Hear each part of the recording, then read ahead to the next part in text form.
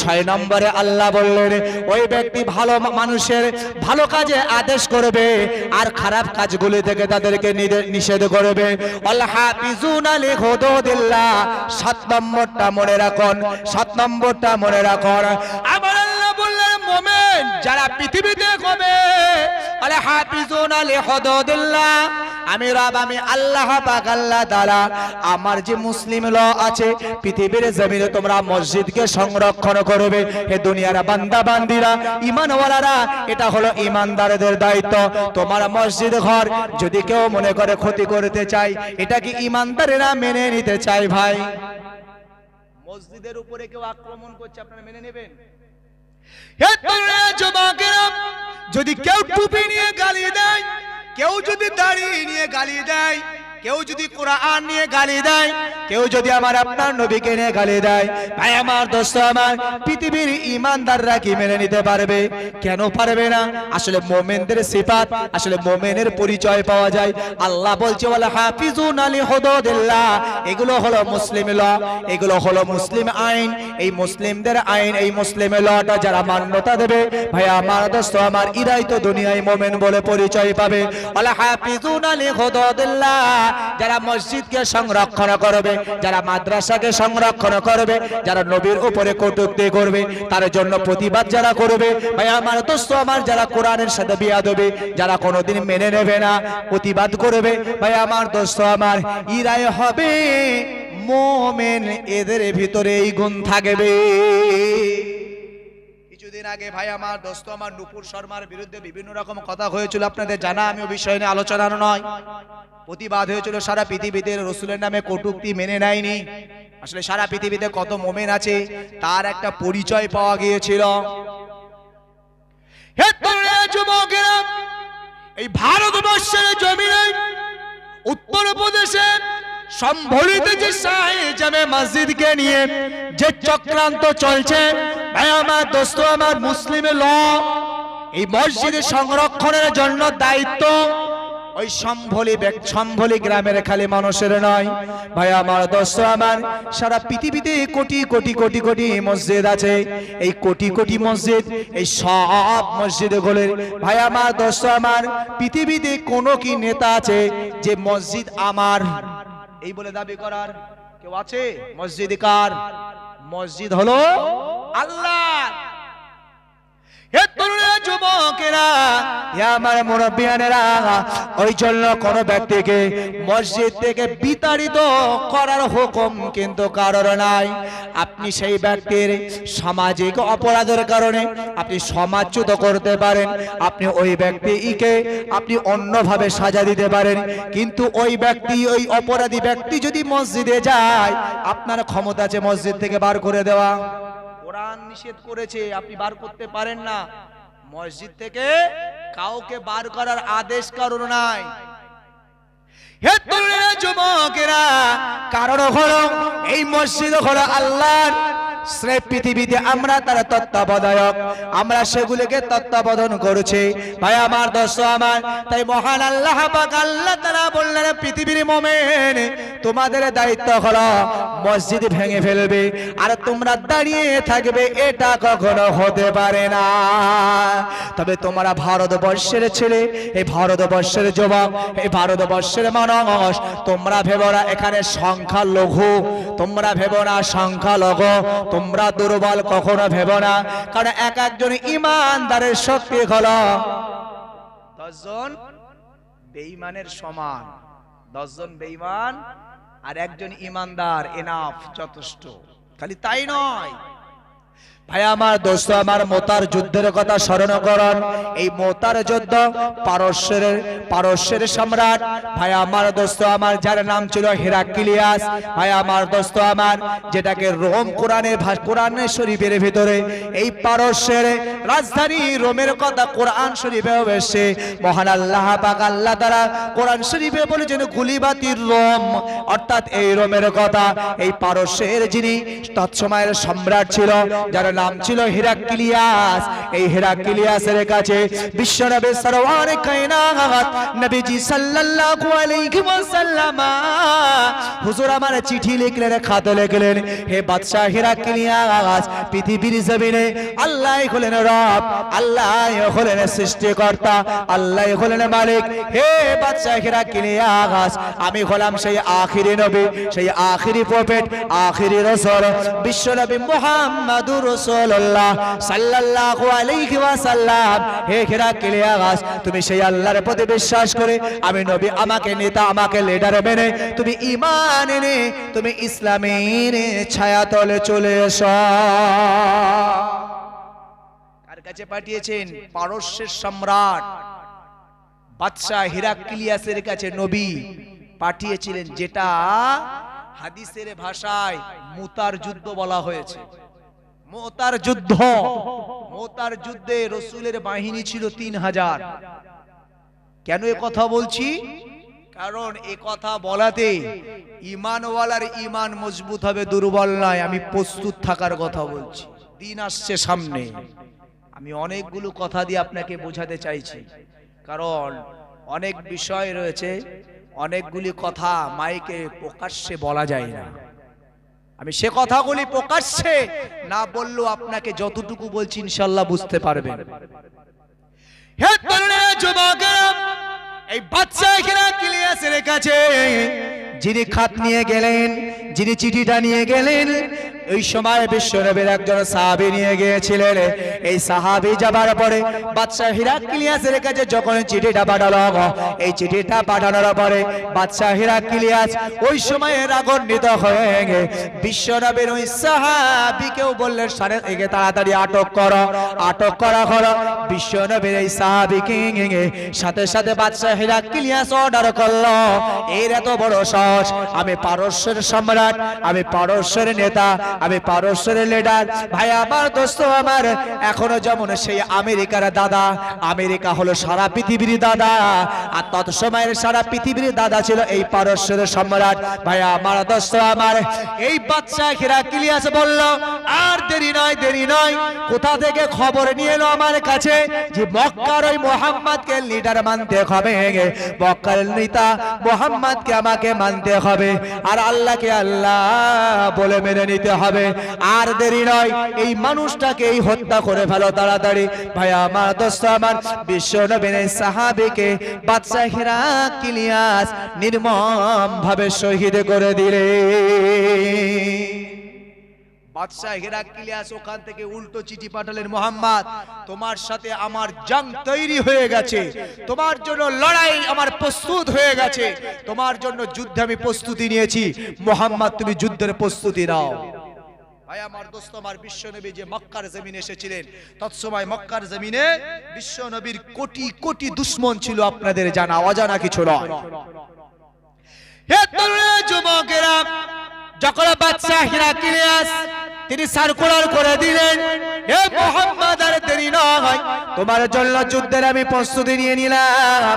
ভাই আমার, দোস্ত আমার, ওই সময় আরব থেকে আবু জেহেল, আবু লাহাব, উতবা, সাইবা, এই সমস্ত লিডার গুলো বাদশা হিরাক্লিয়াসের কাছে চিঠি করলেন, হে বাদশা হিরাক্লিয়াস, মুহাম্মদের সাথে যুদ্ধ ঘোষণা করেছেন, আপনি মোটেও পিছু পা হবেন না, লড়াইয়ের জন্য আমরা আরবের নেতা, আমরা আরবের লিডাররা আমরা দায়িত্ব নিলাম, এই আরব ভূমি থেকে আমরা আবু জেহেল, আবু লাহাব, উতবা, সাইবা, আমাদের নেতৃত্বে আমরা 1 লক্ষ সেনাবাহিনী পাঠাবো।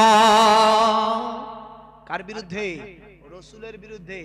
এখন যেমন দেখছেন না, আপনার পশ্চিমা দেশে একটা ন্যাটো বাহিনী আছে, ন্যাটো বাহিনী। এই আরব কান্ট্রিতে একটা বাহিনী ছিল, এই বাহিনীটা বাদশা হিরাক্লিয়াসের কাছে মধ্যপ্রাচ্যে পাঠাবে বললেন।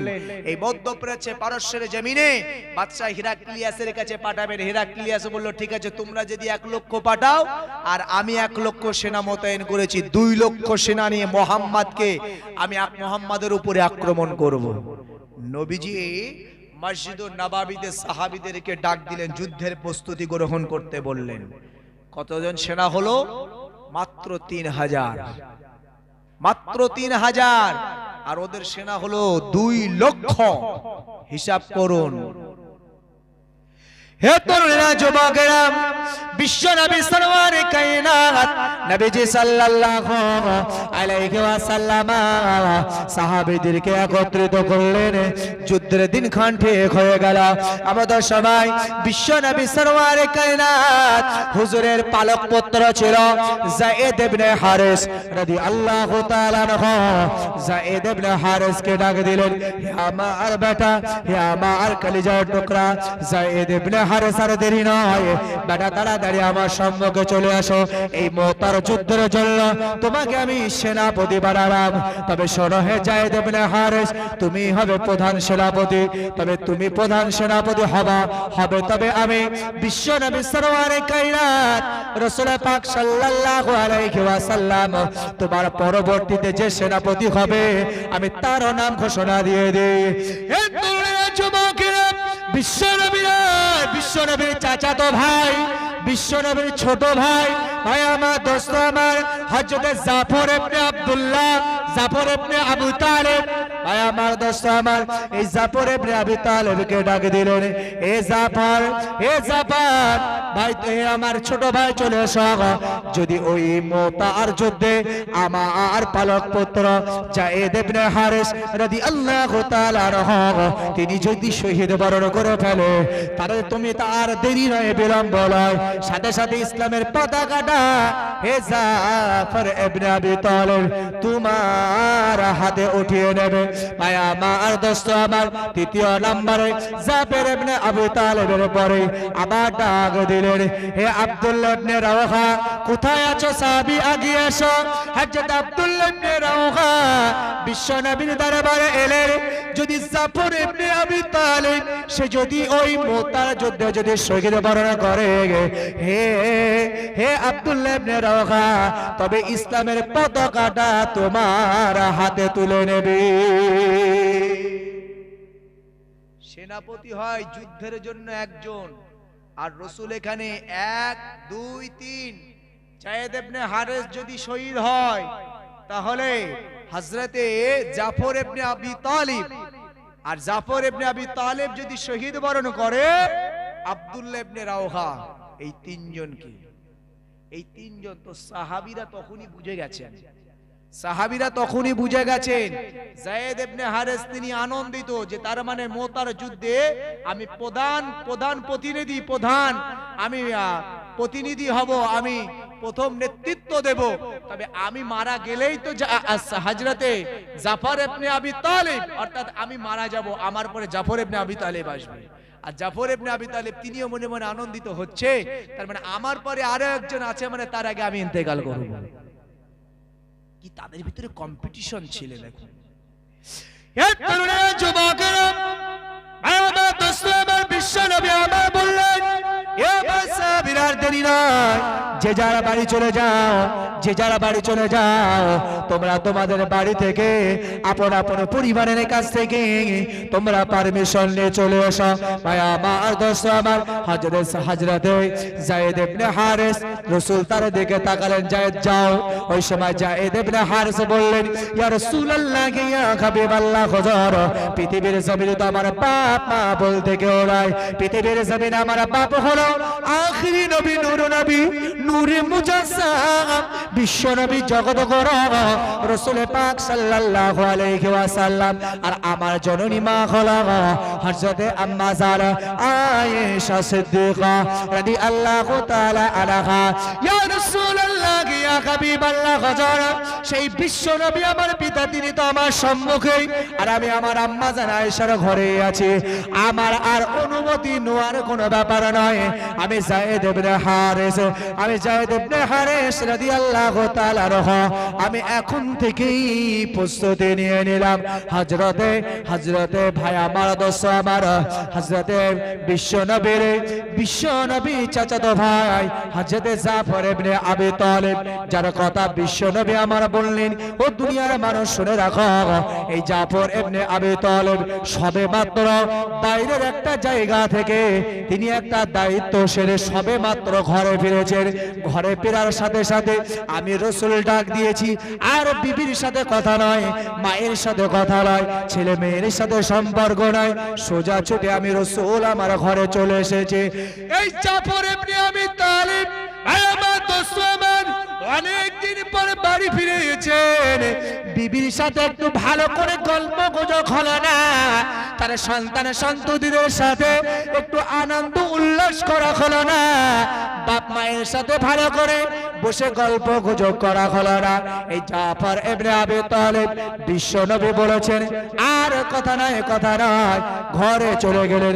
বিবিকে ঘরের বাইরে থেকে ডাকে দেয়, ও আমার বিবি আর দেরি নয়, তাড়াতাড়ি একটু ঘরের বাইরে চলে এসো। ও আমার বিবি তুমি রাগ করো না, কষ্ট নিও না, কারণ বিশ্বনবী আমার যুদ্ধের জন্য আমার প্রস্তুতি নিতে বলেছে, আমি আর দেরি করব না, একবার আমাকে অনুমতি দাও, আমি বিশ্বনবীর হুকুমে বিশ্বনবীর আদেশে আমি মুতার যুদ্ধে রওনা দেব। ওই সময় জাফর ইবনে আবি তালিব ভাই আমার দোস্ত আমার তার দিকে লক্ষ্য করে বিবি রোনাজারি করতে লাগলো, ওগো আমার স্বামী আপনি চলে যাবেন, আমার মোটেও আফসোস নয়, আমার মোটেও বেদনা নয়, আপনার ঘরে কটা সন্তান রয়েছে, এই সন্তানগুলোর একবার আপনি আপনার চেহারাটা দেখি যান, আপনার ওই কলিজার টুকরা সন্তানদের জন্য একটু অপেক্ষা করুন। তার সন্তানগুলো সম্মুখে এলো, হযরত জাফর ইবনে আবি তালিবের দিকে ফিরে। ওই সময় ওই ছোট্ট ছোট্ট বাচ্চারা তারা চোখের পানি ঝরঝর করে ফেলতে থাকে। হে তরুণীরা, যুবকেরা, জাফর ইবনে আবি তালিবের কাছে বিবি সহ তার সন্তানেরা রোনাজারি করে, আপনি একটু ঘরে আসুন, একসাথে বসে একটু গল্প করি, একটু আনন্দ সোহাগ করে, একটু খাওয়া দাওয়া করে। হযরত জাফর ইবনে আবি তালিব বলেন, না না না, রাসূলের আদেশ আমাকে অনুমতি দিতে পাঠিয়েছে, আমি গল্প করার জন্য আসি নাই। তোমাদের সাথে যদি আল্লাহ আমাকে বাঁচিয়ে রাখে তবে দুনিয়াতে দেখা হবে, নচেত কিয়ামতের ময়দানে আল্লাহ তোমাদের সাথে আমার সাক্ষাৎ ঘটাবে। বিবিকে ছেড়ে দিয়ে জাফর ইবনে আবি তালিব চলে এলেন। আর আব্দুল্লাহ ইবনে রাওহা রাসূল আমার বললেন, এই নবী সাহাবীর কথা, এই আব্দুল্লাহ ইবনে রাওহা সবে মাত্র বিয়ে করেছে, এখনো তাদের বাসর রাত হয় নাই, এখনো তাদের রাত্র যাপন হয় নাই, বিবাহ করে ঘরে এসেছেন, রাসূল ডাক দিয়েছেন, তিনি শুনতে পেয়ে তাড়াতাড়ি চলে গেলেন। হে তরুণেরা, যুবকেরা, এই আব্দুল্লাহ ইবনে রাওহা তিনি ঘরের দিকে ছুটেছেন। ও আমার বিবি, ঘরের বাইরে থেকে আমি আর ঘরের ভিতরে যেতে চাই না, তুমি একটাবার আমাকে অনুমতি দাও। বিশ্বনবী সাল্লাল্লাহু কায়নাত আমাকে অনুমতি নেওয়ার জন্য আমাকে বাড়িতে পাঠিয়েছে। ওগো আমার বিবি, সময় নাই, সময় নাই, আমি মোতার যুদ্ধ রওনা দেব। ভাই আমার, দোস্ত আমার, এই হযরত আব্দুল্লাহ ইবনে রাওহা যখন বিবিকে বললেন, বিবি ঘর থেকে আওয়াজ দিতে লাগলেন, ও রাসূলের সাহাবী, না না না, আমি আপনাকে কষ্ট দেব না, আমি আপনার সাথে প্রেম নিবেদন দেব না। হে রাসূলের সাহাবী, একবার ঘরে আসুন, আমি আপনার স্ত্রী, আমি আপনার চেহারাটা ভালো করে দেখতে পাই নাই, আমি আপনার চেহারাটা একবারের মতো আমি আমার চক্ষু দিয়ে দেখতে পাই না। আপনি যুদ্ধে চলে যাবেন, আমার আফসোস নাই, যদি আপনি শহীদ বরণ করেন, আপনাকে অন্তত পক্ষে জানা কিয়ামতের দিনে ময়দানে মাহশরে আমি যেন আপনার চেহারাটা দেখে, আমি যেন চিনে, আমি আপনার কিয়ামতের দিনে সাথী হতে পারি। হযরত আব্দুল্লাহ ইবনে রাওহা বললেন, ও আমার বিবি, তোমার এই ভালোবাসা, তোমার এই মহব্বত তুমি তোমার অন্তরে রেখে দাও, কারণ রব আল্লাহ পাক আল্লাহ তাআলা তোমার এই ঈমানদারি পারি তোমার এই ইখলাসের জন্য কিয়ামতের ময়দানে আমি স্বামী হিসাবে আমার চিনবার জন্য কোনো অসুবিধা আল্লাহ রাখবে না। আমি আব্দুল্লাহ ইবনে রাওহা আমার বিদায় দাও, আলবিদা আলবিদা আলবিদা। সবাই যুদ্ধের প্রস্তুতি নিয়ে বেরিয়ে গেল। রাসূলের সাহাবীরা কজন, সেনারা কজন? 3000। ভাই আমার, দোস্ত আমার, মুতার যুদ্ধে এই বাদশা হেরাক্লিয়াসের সেনাবাহিনী হলো 2 লক্ষ। তাদের বিরুদ্ধে লড়াই জিততে পারবে? জিততে পারবে? হে তরুণ যুবকেরা, এই ভারতবর্ষের জমিনে আমরা সমীক্ষা অনুযায়ী আমরা 30% বা তার একটু বেশি বলা হয়। ভাই আমার, দোস্ত আমার, আমরা যদি ওই তুলনায় দেখি, ওই নিরিখে যদি দেখি, আমরা কি অতটা সংখ্যালঘু হয়েছি? ভাই আমার, দোস্ত আমার, আমি আপনাকে যে কথাগুলি বোঝাতে চেয়েছি আপনি বুঝুন। আপনার ঈমান, আপনার বিশ্বাস, আপনার মুমিনের দায়িত্ব, মুসলিম লকে আপনার রক্ষণাবেক্ষণের জন্য যে দায়িত্ব, যদি সামনে আমাদের এমন দিন আসে ভয় পাবা আর কিছু নাই। কারণ মহান আল্লাহ পাক আল্লাহ তাআলা হযরতে মুসা নবীকে বলেছিল, যখন মুসা নবী মিশর ছেড়ে আল্লাহর আদেশে যখন ফিরাউন তাকে মারবে, মেরে ফেলবে, ফিরাউন তার সেনা নিয়ে তাড়া করেছে, মুসা নবী যখন সামনের দিকে এগিয়ে আসে, সামনে পড়ে গেল সাগর, যাওয়ার কোনো রাস্তা নাই, কোনো উপায় নাই।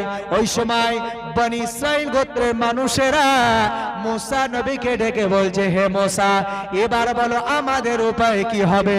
কারণ ফিরাউনের লোকজন প্রায় আমাদের পিছনে তো চলে এলো, কি হবে আমাদের এবার? আমাদের উপায় কি হবে? এই তো ফিরাউনের লোকজন চলেই এলো। হে তরুণ যুবকেরা, হযরত মুসা নবী বলেছিল, হে আমার সাথীরা, হে আমার সঙ্গীরা, চিন্তা নাই, চিন্তা নাই, কারণ আমি মুসা নবী, খালি আমরা একা নয়, আমাদের সাথে আছে আমাদের রব, আমাদের মালিক আল্লাহ। একবার জোরে বলুন, ঈমানদারদের সাথে আছে কে? ঈমানদারদের সাথে আছে আল্লাহ। ওই সময় মুসা নবী বলেছিল, আল্লাহ আমাদের সাথে আছে, চিন্তা নাই। হে তরুণ যুবকেরা, এবার আল্লাহর হুকুম হলো, মুসা আর দেরি নয়, তোমার হাতের লাঠিটা তুমি তোমার সামনের নদীতে মারো। যখন নদীর পানিতে যখন মুসা নবী ওই লাঠিটা দিয়ে আঘাত করলো, সাথে সাথে এই নদীর মাঝখানে ফাঁকা হয়ে গেল, সুড়ঙ্গ রাস্তা তৈরি হয়ে গেল। একবার জোরে বলেন, ঈমানদারদের সাথে কে আছে? আল্লাহ আছে, ভয়ের কিছু নেই, মুসা নবী বলেছেন। ভাই আমার, দোস্ত আমার, ভোলামাই বুঝবেন না। ভাই আমার, দোস্ত আমার, এই মুতার যুদ্ধে বেরিয়ে গেলেন নবী সাহাবীরা, নবীর সেনাবাহিনীরা হলো 3000, আর বিরোধী পক্ষ অর্থাৎ হেরাক্লিয়াসের পক্ষে আছে 2 লক্ষ, আরব থেকে আরব বাহিনী গিয়েছে 1 লক্ষ। ভাই আমার, দোস্ত আমার, আর পারস্য থেকে 1 লক্ষ, 2 লক্ষ সেনাবাহিনী। ভাই আমার, যুদ্ধের ময়দানে যুদ্ধ শুরু হয়ে গেল। যুবকেরা, হযরত যায়েদ ইবনে হারিস রাদিয়াল্লাহু তাআলা আনহু, বিশ্বনবীর পালক পুত্র, সর্বপ্রথম ইসলামের পতাকাটা হাতে নিয়ে, ভাই আমার, দোস্ত আমার, ঘোড়ার উপরে চড়ে এমনি করে ছুটে চলে গেলেন, বীর বিক্রমে যুদ্ধ শুরু করে দিয়েছে। একা একা, একজন দুইজন নয়, শত শত মানুষকে, ভাই আমার, দোস্ত আমার, জাহান্নামের টিকিট দিয়ে হযরত যায়েদ ইবনে হারিস রাদিয়াল্লাহু তাআলা আনহু হুজুর আমার ওই হেরাক্লিয়াসের সেনা বাহিনীদের হাতে তিনি শহীদ বরণ করেছেন। ভাই আমার, দোস্ত আমার, এবার শুরু হয়ে গেল যায়েদ ইবনে হারিস যখন তিনি শহীদ বরণ করে জমিনে পড়ে যায় এমন সময়, ভাই আমার, দোস্ত আমার, ওই সমস্ত কুটির যে সমস্ত, ভাই আমার, দোস্ত আমার, আমার এই সমস্ত সেনাবাহিনীরা যাবার পরে তারা যে ঘর বানিয়েছিল সেখান থেকে খেয়াল রাখছিল রেখে হযরতে জাফর ইবনে আবি তালিব তিনি দেখলেন যায়েদ ইবনে হারিস তিনি এবার জমিনে লুটিয়ে পড়ছে। হযরতে জাফর ইবনে আবি তালিব পতাকা পড়তে দিলেন না, ইসলামের পতাকা। তিনি ইসলামের পতাকা নিয়ে আবার উত্তোলন করে ভাই আমার দোস্ত আমার পারস্যের জমিন কাঁপিয়ে বেড়াচ্ছেন। তিনিও এক হাতে শত শত শত শত মানুষকে জাহান্নামের টিকিট কেটে পাঠিয়ে দিলেন। অবশেষে হযরতে জাফর ইবনে আবি তালিব রাদিয়াল্লাহু তাআলা হুজুর আমার তিনিও শহীদ বরণ করেছেন। এবার তৃতীয় প্রতিনিধি হিসাবে হযরত আব্দুল্লাহ ইবনে রাওহা রাদিয়াল্লাহু তাআলা হুজুর আমার এবার তিনি পতাকা নিয়ে ছুটছেন। যখন হযরত জাফর ইবনে আবি তালিব রাদিয়াল্লাহু তাআলা একটা বড় মজার ইতিহাস, যখন তিনি যখন লড়াই করছিলেন ভাই আমার দোস্ত আমার সাহাবীরা বর্ণনা করেন ওই হযরত জাফর ইবনে আবি তালিব তার সর্বপ্রথম তার ডান হাতটাকে একজন বিরোধী পক্ষ এসে এক কোপ দিলেন। হযরত জাফর ইবনে আবি তালিবের একটা হাত ঝুলছিল, এই একটা হাত ঝুলছিল। এমন সময় জাফর ইবনে আবি তালিব সাথে সাথে ঝান্ডাটা বাম হাতে নিয়েছিল, কিন্তু যুদ্ধের জন্য সমস্যা হচ্ছিল। তিনি সাথে সাথে এই ঝান্ডাটা দাঁত দিয়ে কামড় মেরে তিনি এই পতাকা উত্তোলন রেখেছিলেন, আর বাঁ হাত দিয়ে তিনি বীর বিক্রমে যুদ্ধ করেছিল। ভাই আমার দোস্ত আমার পরিশেষে তিনি যখন শহীদ বরণ করলেন, এবার আব্দুল্লাহ ইবনে রাওহা রাদিয়াল্লাহু তাআলা হুজুর আমার তিনি ময়দানে নামলেন, এমন বীর বিক্রমে যুদ্ধ শুরু করলেন। ভাই আমার দোস্ত আমার এক মুহূর্তে 2 লক্ষ সেনাবাহিনী পরাজয় স্বীকার করে তারা পালিয়ে গেল। একবার জোরে বলেন। সেনা ছিল রাসূলের পক্ষে 3 জন, আর হেরাক্লিয়াসের পক্ষে ছিল 2 লক্ষ। তারপরও ইসলামের বিজয় হয়েছে না হয়নি ভাই? হয়েছে। কারণ এদের পাশে আছে কে? রব আল্লাহ। এদের পাশে আছে মহান আল্লাহ। ভয়ের কিছু নাই ভাই আমার দোস্ত আমার। তাই আমি আপনাদেরকে বলতে চাই, আগামী দিন যদি আসে ঈমানটাকে মজবুত করে রাখুন, না হলে এই ভারতবর্ষের জমিনে একটা দিন আসবে আমরা টিকতে পারবো না। কারণ বিশ্বনবী বলেছেন এই গাজওয়াতুল হিন্দ যখন হবে, এই সময় এই ভারতবর্ষের জমিনে একজন মুসলিম শাসকও আসবেন, যিনি মুসলিম নেতা লিডার থাকবেন, কিন্তু ওই মুসলিম নেতা লিডার তিনিও একটা দিন ওদের সাথে হাত মিলিয়ে ইসলামের ক্ষতি চাইবে। আপনি খালি চিন্তা করুন, সেদিন আসছে না তো? গাজওয়াতুল হিন্দ আসবার আগে মনে রাখতে হবে, যখন মনে করবেন আমাদের মুসলিম লিডার নেতাগুলি যখন ওই সমস্ত ব্যক্তিদের সাথে হাত মিলাচ্ছেন, তখন মনে করবেন গাজওয়াতুল হিন্দ খুব নিকটস্থ আমাদের। ভাই আমার দোস্ত আমার, মনে রাখতে হবে ইসলামকে বাঁচানোর জন্য যুগে যুগে ইসলামের উপরে অনেক আক্রমণ হয়েছে। এই আক্রমণকে প্রতিহত করতে গিয়ে অনেক লড়াই ইসলামের জন্য করতে হয়েছে। কারণ বিশ্ব নবী সরওয়ারে কায়নাত নবীজি সাল্লাল্লাহু আলাইহি ওয়াসাল্লাম যার সিফাত মহান আল্লাহ কোরআন দিয়ে বলেছেন, ওমা আরসালনাকা ইল্লা রাহমাতাল লিল আলামিন। হে রাসূল, হে হাবিব, আপনাকে পৃথিবীর জমিনে আমি আল্লাহ হলাম আলামিন, আমি হলাম রব্বুল আলামিন, সমস্ত জগতের জন্য আমি রব, আর আপনাকে সমস্ত জগতের জন্য রহমত করে পাঠিয়েছি। কিন্তু সেই রাসূলকেও যুদ্ধের ময়দানে নামতে হয়েছে। কথা ঠিক না ভুল?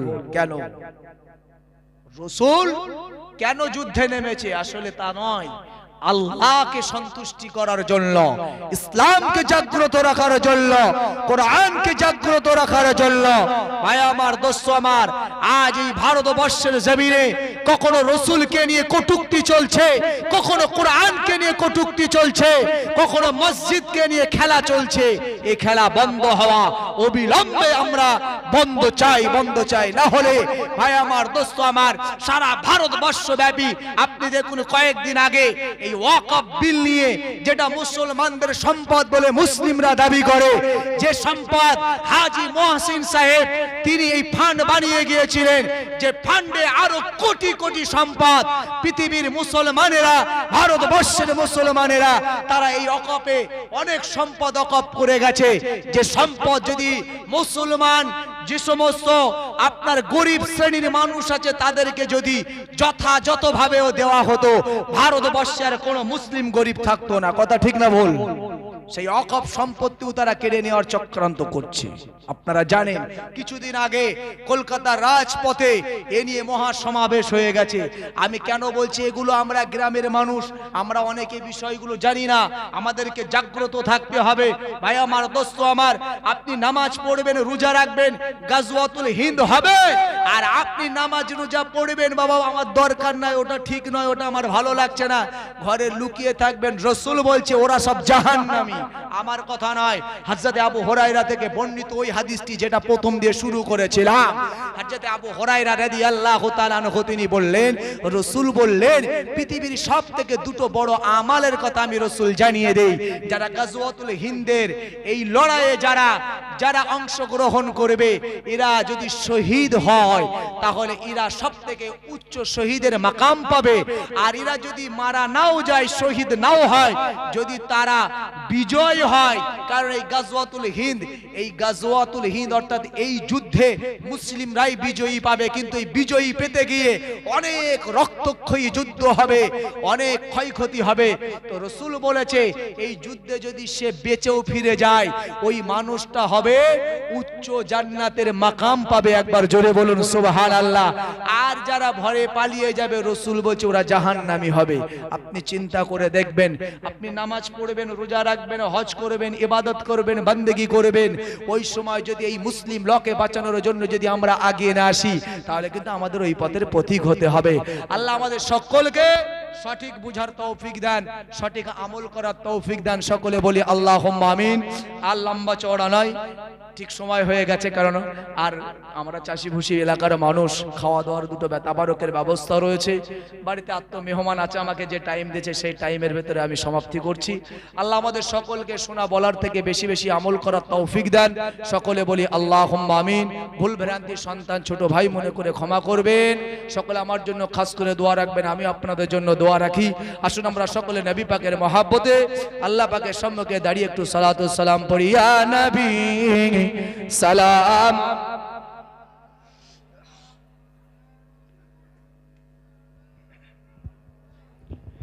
ইয়া হাবিব সালাম,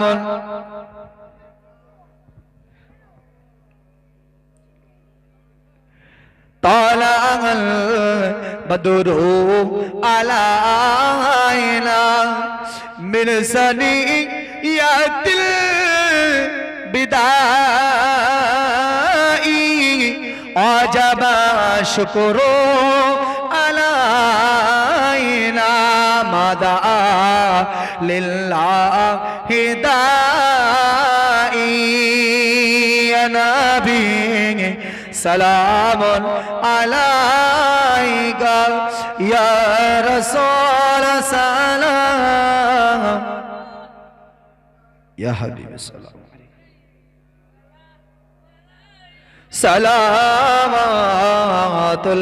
সালামাতুল্লাহ।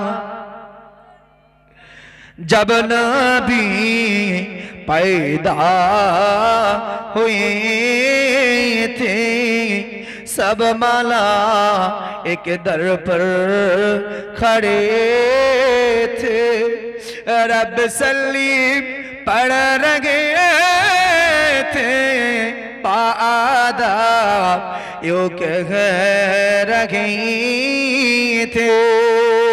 नबी सलामुन अलैका, या रसूल सलाम, या हबीब सलाम, सलावतुल्लाह।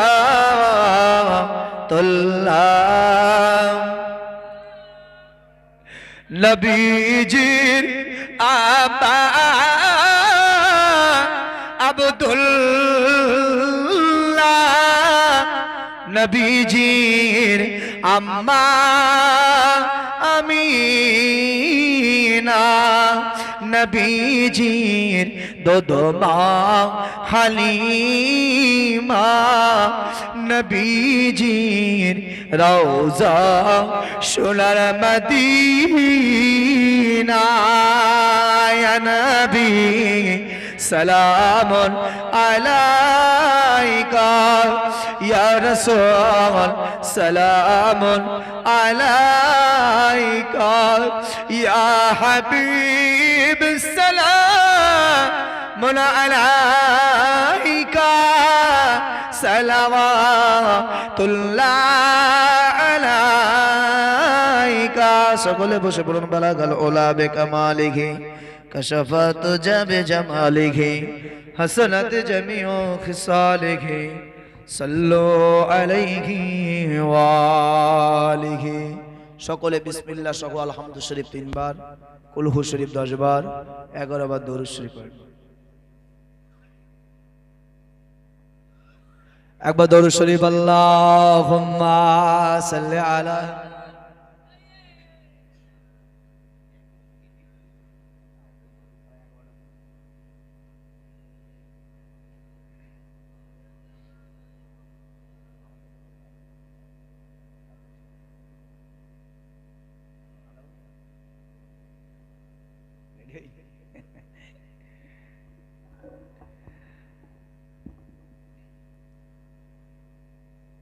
ভাই আমার দোস্ত আমার কিছু মনে করেন না, কারণ পরিবেশ পরিস্থিতির কাছে সবকিছু নির্ভর করে, তাই না? তো পরিবেশ পরিস্থিতির উপরে কিছুটা সময় বাড়ানো, আমাকে বলেছিল 11টার সময় 11টা পর্যন্ত আলোচনা, তারপরে দোয়ার দিকে আগাবেন। আমি সেইভাবে আগাচ্ছিলাম। যাই হোক, আমাদের কিয়াম সালাম সবই হয়ে গেছে ইনশাল্লাহ। ওই দিক থেকে খবর আসা পর্যন্ত ততক্ষণ আর কিছু আলোচনা হোক, অসুবিধা নেই তো। একবার দরুদ শরীফ আল্লাহুম্মা সাল্লি আলা।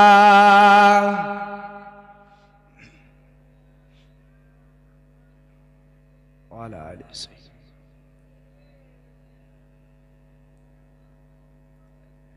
জন্ম আমার নবীর যুগে হলে কেমন হতো,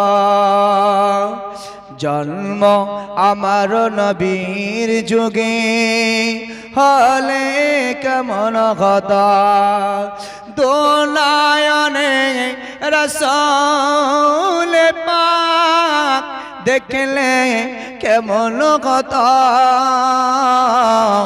জন্ম আমার নবীর যুগে হলে কেমন হতো, আসত ভেসে হযরতে বিলালের মধুর আজান, যে আজানে ছিল এত প্রেম মুগ্ধ রহমান, দয়ার নবীর পিছে নামাজ পড়লে কেমন হতো। আল্লাহুম্মা সাল্লি আলা।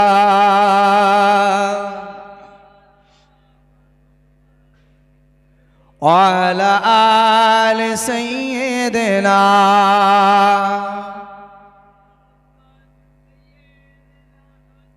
ভাই আমার দোস্ত আমার, পৃথিবীতে আমার আল্লাহ আমার আপনার নবীকে নেতা লিডার করে পাঠিয়েছেন। আমার আল্লাহ আমার আপনার নবীকে পৃথিবীতে রাহবার করে পাঠিয়েছেন। তিনি আমাদেরকে দিশা দেখিয়েছেন, পথ দেখিয়েছেন, কোন রাস্তায় আমরা চলবো, কোন রাস্তায় চললে আল্লাহকে পাওয়া যাবে। রাসূল আমাদের রাহবার, পথ প্রদর্শক, আর আল্লাহ হলেন আমাদের মালিক। আল্লাহ রাসূল দ্বারা আমাদের কাছে ওহির মাধ্যমে কোরআন এসেছে, যেটা হলো আমাদের কাছে গাইড বুক। আমাদের কাছে রাসূলের দ্বারা যে সমস্ত ভাষ্য, যে সমস্ত রাসূলের আমাল ইবাদত, এগুলো হলো মহান আল্লাহর আর একটা ওহী। এটা হলো ওহিয়ে গায়ের মাতলু, ওহিয়ে মাতলু আর ওহিয়ে গায়ের মাতলু। হাদিস এবং কোরআন দুটোই আল্লাহর পক্ষ থেকে এসেছে। রাসূল নিজের থেকে কোনো কথা পৃথিবীর মানুষকে শোনায়নি, বলেনি, কারণ রাসূলের বলার এ আদেশ ছিল না, এ হুকুম ছিল না। ভাই আমার, দোস্ত আমার, আমরা এমন একজন নবীর উম্মাত হয়েছি যে রাসূলকে মহান আল্লাহ সবথেকে দামি বানিয়েছেন, যে রাসূলকে মহান আল্লাহ সমস্ত নবীদের যেমন ইমাম, আল্লাহ পাক কিয়ামতের দিনে ময়দানে মাহশরে আল্লাহ তিনি যতক্ষণ পর্যন্ত আখিরি নবী নূর নবী মুহাম্মদ মুস্তাফা সাল্লাল্লাহু আলাইহি ওয়াসাল্লামকে যতক্ষণ পর্যন্ত জান্নাতে নেবেন না, ততক্ষণ পর্যন্ত পৃথিবীর কোন নবী রাসূল কোন উম্মতি চান্স পাবে না। আর রাসূল ততক্ষণ যাবে না যতক্ষণ রাসূলের উম্মতরা না যাবে। একবার জোরে বলুন সুবহানাল্লাহ। অর্থাৎ নবী পাকের উম্মত আমরা হলাম শেষ নবীর শেষ উম্মত, কিন্তু আমরা যাব জান্নাতে সবার আগে আল্লাহ আমাদেরকে জান্নাতে দেবে। আমরা কিন্তু একেবারে সবার শেষ উম্মাত হয়ে এসেছি। আমরা এমন একজন শ্রেষ্ঠ নবীর উম্মাত, আমরা এমন একজন শ্রেষ্ঠত্ব পেয়েছি। ওই জন্য পৃথিবীতে আমরা যে কটা দিন বেঁচে থাকি, আমি বলবো না যে আমরা পৃথিবীতে সব কিছু আমরা করে ফেলবো, সম্ভব নয়।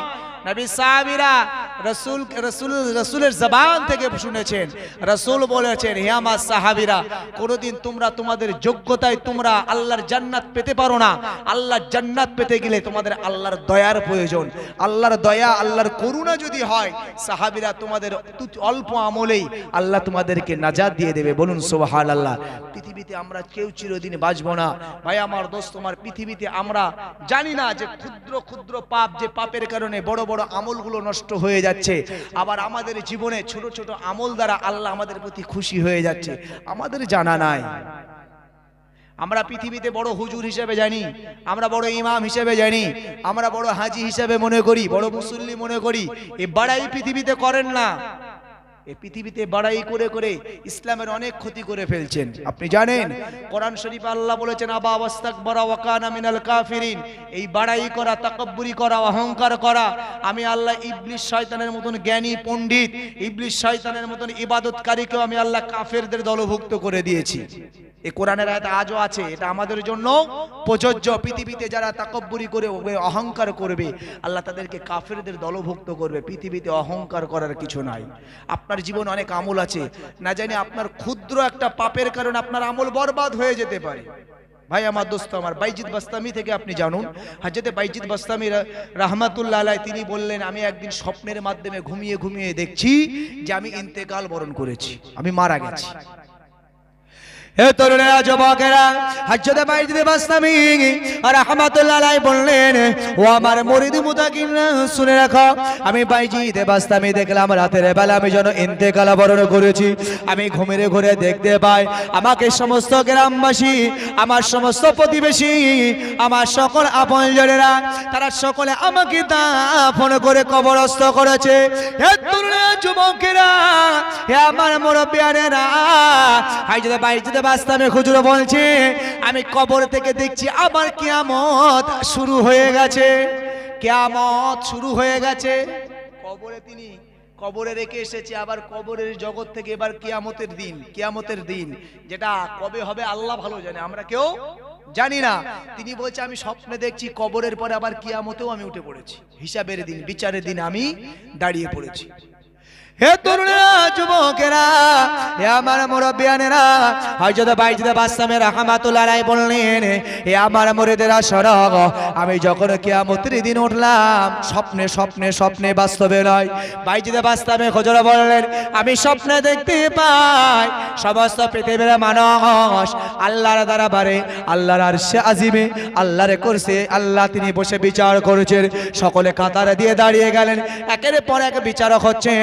আমি বাইজিদ বাস্তামি ও লাইনে দাঁড়িয়ে গেলাম। ও সুলামানিকেরা, জওয়ানেরা, বাইজিদ বাস্তামি হুজুর বললেন, যখন আমার বাড়ি এলো, যখন আমার পাড়া এলো, যখন আমার লাইনটা চলে এলো, ওই সময় আমি দেখতে পাই আমি বাইজিদ বাস্তামি রাহমাতুল্লাহ আলাইহি, আল্লাহ আমাকে জিজ্ঞাসা করে, হে বেটা বাইজিদ একবার বলো, হে বাইজিদ একবার বলো, দুনিয়াতে আমি আল্লাহ তোমাকে পাঠিয়েছিলাম ওমা খলাকতুল জিন্না ওয়াল ইনসা ইল্লা লিয়াবুদুন পৃথিবীতে আমি আল্লাহ পাক জিন এবং ইনসান এই দুটি সম্প্রদায়কে শুধুমাত্র কেবলমাত্র আমি ইবাদতের জন্য পাঠিয়েছিলাম হে ভাইজিদ একবার বলো আমি রব আমি আল্লাহ আমার জন্য তুমি এমন কি ইবাদত করেছো তুমি এমন কি বান্দেগি করেছো আমার সামনে একবার হিসাবটা দাও হযরত বাইজিদ বাস্তামি রাহমাতুল্লাহ আলাইহি বললেন আমার জীবনে আমি নামাজ পড়েছি আমার জীবনে আমি রোজা রেখেছি আমার জীবনে আমি দান করেছি জানি না আমার নামাজ আল্লাহর দরবারে কবুল হবে কিনা জানি না আল্লাহর দরবারে আমার রোজাটা কবুল হবে কিনা জানি না আল্লাহর দরবারে আমার হজটা কবুল হবে কিনা আমি নামাজের কথা বললাম না রোজার কথা বললাম না হজের কথা বললাম না যেটা আমার ভিতরে একগ্রতা ছিল যেটা আমার কাছে সবথেকে বিশ্বাসের জায়গা ছিল আমি বাইজিদ বাস্তামি রাহমাতুল্লাহ আলাইহি বলেছিলাম ও আমার রব আমার মালিক আল্লাহ আমি বাইজিদ বাস্তামি রাহমাতুল্লাহ আলাইহি আমার ইবাদতে আপনি কতটা রাজি হয়েছেন আমি জানি না কতটা খুশি হয়েছেন জানি না তবে আমি বাইজিদ বাস্তামি রাহমাতুল্লাহ আলাইহি আমি আমার প্রকৃত ঈমানটা নিয়ে কবরে এসেছি প্রকৃত ঈমানটা নিয়ে আমি কবরে এসেছি ওই সুলেমানিকেরা জওয়ান যুবকেরা আমার মুরব্বিয়ানেরা পর্দার অন্তরালে আমার মা ও বোনেরা ভুল আমায় বুঝবেন না কোরআনে কারিমে আল্লাহ বলেছেন ফামা ইয়ামাল মিনাস সলিহাতি ওয়া হুয়া মুমিনুন ফালা কুফরানা লিসাই ও দুনিয়ার বান্দা বান্দিরা মনে রাখো দুনিয়াতে তুমি নেক কাজ করেছো ভালো কাজ করেছো নামাজ পড়েছো রোজা রেখেছো দান করেছো কিন্তু আমি রব আমি আল্লাহ জানিয়ে দিলাম তোমাদের ভিতরে ঈমান নামক বস্তুটা থাকলো না আমি আল্লাহ আমার উপরে বিশ্বাস থাকলো না আশহাদু আল্লা ইলাহা ইল্লাল্লাহ ওয়া আশহাদু আন্না মুহাম্মাদান আবদুহু ওয়া রাসূলুহু এতে তোমার গড়বড় লা ইলাহা ইল্লাল্লাহ মুহাম্মাদুর রাসূলুল্লাহ যেটা এর আরো একটা ঈমানের এটা হলো আরেকটা একত্ববাদের কথা লা ইলাহা ইল্লাল্লাহ মুহাম্মাদুর রাসূলুল্লাহ দুটোর এই কোনোটাই যদি আপনি বিশ্বাসের জায়গায় রাখতে পারেন লা ইলাহা ইল্লাল্লাহ মুহাম্মাদুর রাসূলুল্লাহ আল্লাহ ছাড়া কোনো স্রষ্টা নয় আল্লাহর পয়গম্বর নবী বা রাসূল হলেন মুহাম্মাদুর রাসূলুল্লাহ আশহাদু আল্লা ইলাহা ইল্লাল্লাহ আপনি সাক্ষ্য দিচ্ছেন আল্লাহ ছাড়া কোনো রব নয় ও আশহাদু আন্না মুহাম্মাদান আবদুহু ওয়া রাসূলুহু এবং আল্লাহর নবী মুহাম্মাদুর রাসূলুল্লাহ তিনি হলেন আল্লাহর রাসূল এই দুটো কথার প্রতি যদি আপনার বিশ্বাস ঠিক না থাকে মহান আল্লাহ পাক আল্লাহ তাআলা বললেন তোমার মসজিদে ওই কপাল ঠোকাটা বেকার তোমার হজে যাওয়াটা বেকার দান খয়রাত করাটা বেকার দুনিয়াতে ভালো ভালো কাজগুলো করা বেকার ওই জন্য এক নম্বরে আপনার ঈমানটা রাখতে হবে তাই বাইজিদ বাস্তামি রাহমাতুল্লাহ আলাইহি হুজুর তিনি বললেন ওগো আমার রব ওগো আমার মালিক আল্লাহ আমার নামাজ আমার রোজা আমার হজ আমার যাকাত আমার ইবাদত জানি না এই সম্পর্কে আপনার দরবারে কবুল কতটা হবে তবে আমার ভিতরে ঈমানটা হলো একেবারে মজবুত যখন বাইজিদ বাস্তামি হুজুর বললেন হে আমার মুরিদরা যদিও স্বপ্নে তিনি দেখছিলেন মুরিদদেরকে লক্ষ্য করে বললেন আল্লাহর ওলি যারা হয় যারা আল্লাহর মাহবুব বান্দা হয় নবীদের কাছে ওহী আসে তবে আল্লাহর পয়গম্বর আল্লাহর যারা ওলি বান্দা হয় এদের কাছে ওহী আসার কিন্তু আর মাধ্যম নাই কারণ ওহী আনেন কে হযরতে জিবরিল আমিন আলাইহিস সালাম ভাই আমার দোস্ত আমার বিশ্ব নবী ইন্তেকাল বরণ করেছেন নবুয়তের দরজা বন্ধ হয়ে গেছে জিবরাইল কিন্তু পৃথিবীতে আর কারোর কাছে আসবে না ভাই আমার দোস্ত আমার তাই মহান আল্লাহর পক্ষ থেকে বুজুর্গানে দিন আল্লাহর ওলিদের কাছে আসে ইলহাম ইলহাম ইলহাম ওটা ইলহাম হচ্ছে স্বপ্নে তার উপরে ইলহাম হচ্ছে তিনি দেখছে মারা গেছি কবর হয়েছে কিয়ামত হচ্ছে বিচার হচ্ছে আমার কাছে জিজ্ঞাসা করা হলো আমি বললাম আমার কোনো আমল কবুল হয়েছে কিনা আল্লাহ জানি না তবে আমি ঈমানটা মজবুতি সহকারে আপনার কাছে এনেছি হে সুলেমানিকেরা হযরত বাইজিদ বাস্তামি রাহমাতুল্লাহ আলাইহি তিনি যখন এই কথা বললেন রবের দরবারে মুরিদদেরকে শোনান, আমি স্বপ্নে যখন আল্লাহর কাছে কিয়ামতের বিষয় নিয়ে যখন আমি আমার ঈমানটার কথা বললাম, ওই সময় আমি বাইজিদ আমাকে লক্ষ্য করে বললেন, ও ও ও বাইজিদ একবার বলো, আমি রব আমি আল্লাহ তোমার কাছে একবারে জিজ্ঞাসা করব তোমার ঈমানটাও কি আসলে ঠিকঠাক আছে? বাইজিদ বাস্তামি হুজুর বললেন, জি হুজুর ঠিক আছে। বাইজিদ বাস্তামিকে লক্ষ্য করে আমার আল্লাহ বলেছিলেন, না বাইজিদ, আমি রব আমি আল্লাহ দেখতে পাই তোমার ঈমানটাও ঠিক নাই, কারণ তুমি একটা দিনে রাতের বেলা তুমি ঠান্ডা দুধ পান করেছিলে। এই ঠান্ডা দুধ পান করার জন্য তোমার ঠান্ডা লেগেছিল ভাই আমার, দোস্ত আমার। ওই সময় বাইজিদে বাস্তামি সকালে বেলা উঠে যখন তোমার ঠান্ডা লেগে গিয়েছিল, তুমি ওই সময় বলেছিলে যে আমার মুরিদেরা, হে আমার ভক্তরা, হে আমার পরিবারের মানুষেরা, কাল রাতের বেলা ঠান্ডা দুধ খেয়ে আমার ঠান্ডা লেগে গেছে।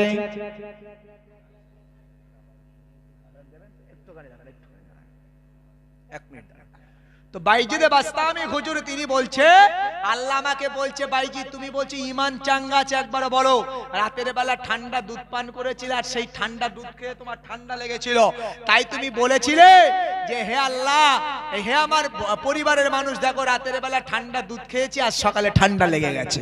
আমরা বলি না, বলছি আর বলনি, প্রতিদিন সকালবেলা সবজি নিয়ে যেতে হয় বাজারে, তা কি হবে বলো, কি হবে? ঠান্ডা লাগবে না তো কি হবে বলো? ভাই আমার, দোস্ত আমার, রোগ দেওয়ার মালিক কে? আল্লাহ। ব্যাধি দেওয়ার মালিক কে? আপনি বলুন। আসলে ওটাকে আমার অ্যাবাউট করা দরকার ছিল, হয়তো ওই কারণেই আল্লাহ আমাকে ঠান্ডা দিয়েছে। আপনি আল্লাহকে বলুন, আল্লাহ সুস্থ করার মালিক, অসুস্থ করার মালিক আল্লাহ। ভাইজিৎ তোমার তো ঈমানও দেখছে ঠিকঠাক নাই। বাইজিদে বাস্তামি হুজুর তিনি মুরিদদেরকে বললেন, আমি আমার ঈমান নিয়ে বড়াই করছিলাম, কিন্তু আমার ইবাদত দুর্বল নয়, বরং আমার ঈমানটাই দুর্বল হলো। আল্লাহ আমাদের সকলকে সঠিক বুঝার তৌফিক দেন। সকলে বলে আল্লাহুম্মা আমিন। সকলে বিসমিল্লাহ সহ আলহামদু শরীফ 3 বার, কুল হু শরীফ 10 বার, 11 বার দরুদ শরীফ পড়েন।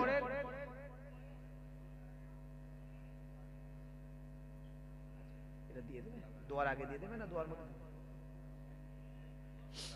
আচ্ছা আচ্ছা,